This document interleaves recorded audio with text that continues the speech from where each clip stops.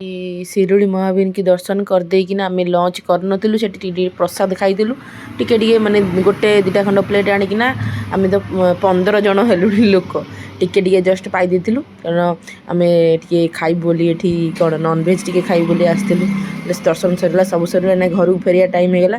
ଟିକେ ନନଭେଜ୍ଟା ଖାଇଦେଲେ ଟିକେ ଇଚ୍ଛା ହେଲା ସମସ୍ତଙ୍କୁ ଖାଇବାକୁ। ଏଠି ଆମେ ସେ ବଢ଼ିଆ ରେଷ୍ଟୁରାଣ୍ଟରେ ପହଞ୍ଚି ଯାଇଥିଲୁ।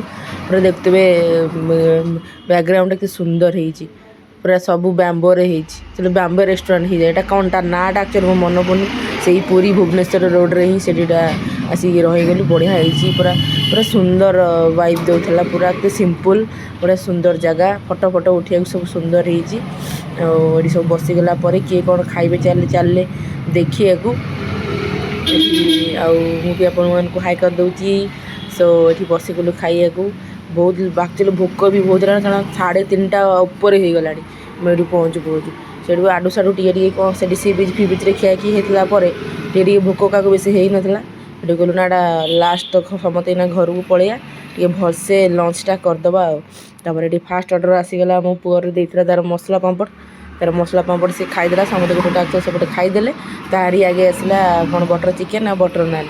କହିଲେ ତୁ ଖାଇଦେ, ତାପରେ ଆମେ ଖାଇବୁ। ଆଉ ଆମର ଆକ୍ଚୁଆଲି ଗୋଟେ ସ୍ପେଶାଲ୍ ଜିନିଷ କୁହାହେଇଛି, ସେଇ ଲାଗି ଟିକେ ଲେଟ୍ ହେଉଛି।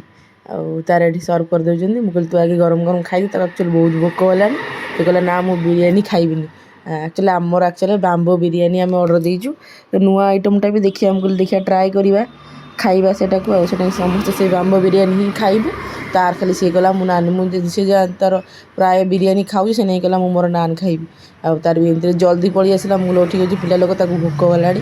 ସେ ସେଇ ଅନ୍ନ ଠାକୁରଙ୍କର ପ୍ରସାଦ କିଛି ଖାଇନି। ସେ ନେଇ ତାର ବି ଜଲ୍ଦି ପଳେଇ ଆସିଲା। ଯାଉ ସେ ତାର ଖାଇଦେଲା। ସେପଟେ ଆମର ବାମ୍ବୋ ବିରିୟାନୀ ପଳେଇ ଆସିଲା। ଦେଖନ୍ତୁ, ଚାଲନ୍ତୁ ଦେଖିବା, ଏଇଟା ଟ୍ରାଏ କରିବା କେମିତିଆ ଟେଷ୍ଟ ଅଛି।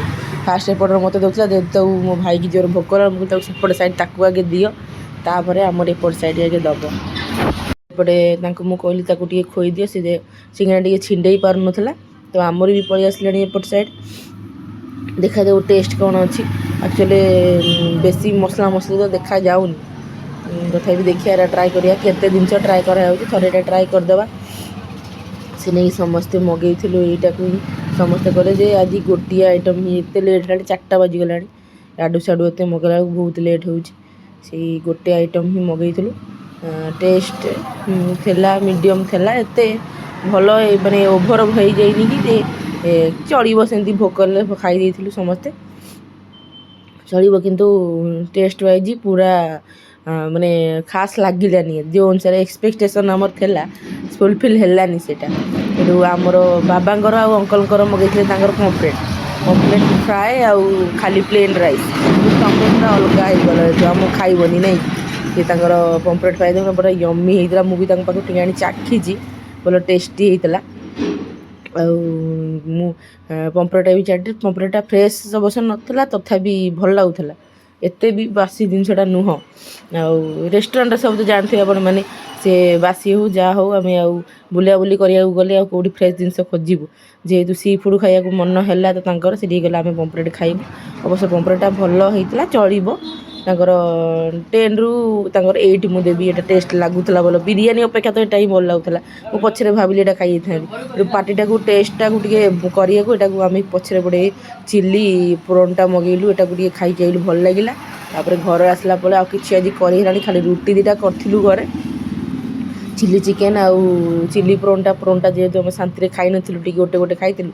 ମଗେଇ ଦେଇକିନା ଡିନର୍ କରିକିନା କେମିତି ଯାଇକି ଶୋଇପଡ଼ିବୁ। Good night, bye. ସବସ୍କ୍ରାଇବ୍